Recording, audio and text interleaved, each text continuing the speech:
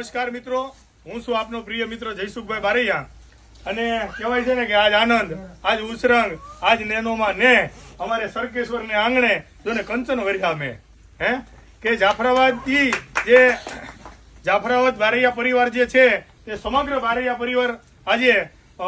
દાદાના સાનિધ્યમાં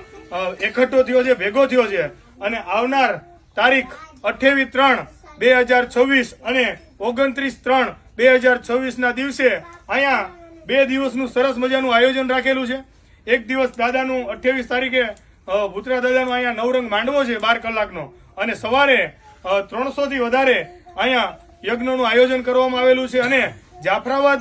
દી બારૈયા જે કાંઈ છે તેઓને તમામ ઘરોને નમ્ર વિનંતી છે કે આ યજ્ઞની અંદર જોડાય, આ પ્રસંગની અંદર જોડાય. આ એક નાની શરૂઆત છે. અહીંયાથી આપણા જે ગામડે ગામડે અલગ અલગ પડી ગયેલા બારૈયા પરિવાર છે, જાફરાબાદી જે છે અને દાદાના સાનિધ્યમાં આવે છે જે લોકો, તે લોકો એક સાથે સંકળાય અને દાદાના સાનિધ્યના માર્ગને લઈ અને દાદાના સાનિધ્યના માર્ગને અપનાવી અને એક આપણું માધ્યમ ઊભું કરીએ. આવનાર સમયમાં આપણે 5000 થી વધારે ઘરને જોડીએ અને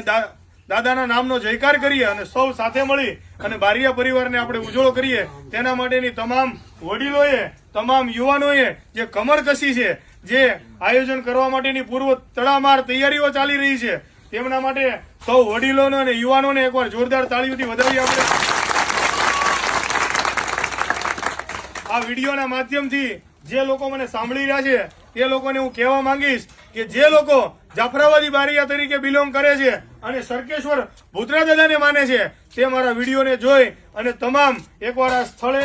એકવાર આયોજકોને આપેલા નંબર ઉપર કોન્ટેક્ટ કરી અને પોતાનું નામ નોંધાવશે અને આ તારીખ 28/3/2026 અને 29/3/2026 અહીંયા ભવ્યથી અતિ ભવ્ય દાદાના સાનિધ્યમાં યજ્ઞ અને નવરંગ માંડવાનું આયોજન થવા જઈ રહ્યું છે. તો તમામ વડીલો, ભાઈઓ, બહેનો, બાળકોને અચૂક અહીંયા આવી અને હાજરી આપવા મારી નમ્ર વિનંતી છે. તો આવો સૌ સાથે મળી પરિવારના એક નાના અમથા વડલાને મોટું વડવૃક્ષ બનાવીએ અને પરિવારની એક મેક અને નેકની ભાવના સાથે પરિવારને જોડીએ. અને હા, અમારો પરિવાર એક મજબૂત પરિવાર છે, અમારો પરિવાર એક સંગઠિત પરિવાર છે, અમારો પરિવાર એક એકત્રિત પરિવાર છે, એની ભાવના ઉજાગર કરીએ અને બારૈયા પરિવારને એક ટાંકણે બાંધવાનો આપણે સહિયારો પ્રયાસ કરીએ અને એમાં સરકેશ્વર વાળા દાદા આપણને આમ જુસ્સો અને આશીર્વાદ આપે અને આગળ વધવાની ભાવના આપે. તે સાથે મારી વાણીને વિરામ આપું છું. બોલો સરકેશ્વર વાળા દાદાની. હવે આપણે વિઠ્ઠલભાઈ